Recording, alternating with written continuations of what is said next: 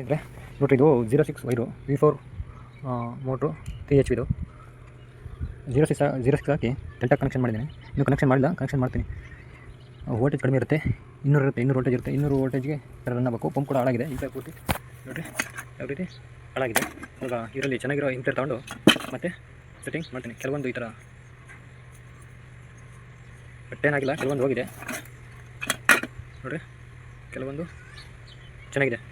ಇನ್ನು ರೆಡಿ ಮಾಡಿಕೊಡ್ತೀನಿ.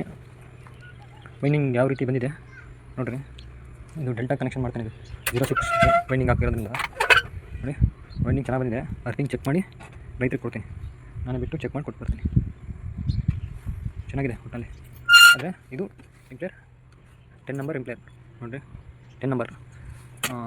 ಒಂದು 8ರಿಂದ 10 ಸ್ಟೇಜು ಕೂರಿಸ್ತೀನಿ. 250 ಅಡಿ ಕೆಲಸ ಮಾಡುತ್ತೆ. ಡೆಲ್ಟಾ ಕನೆಕ್ಷನ್ ಮಾಡೋದ್ರಿಂದ ಮೋಟ್ರ್ ಸ್ಪೀಡು ಚೆನ್ನಾಗಿ ಬರುತ್ತೆ. ಚೆನ್ನಾಗಿ ಬರೋದ್ರಿಂದ 10 ನಂಬರ್ ಇಂಪ್ಲೇರ್ ಹಾಕಿದರೆ 1.5 ಇಂಚ್ ಪ್ರೆಸರ್ ಅಂತೂ ಡೆಲಿವರಿ ನೀರು ಕೊಡುತ್ತೆ.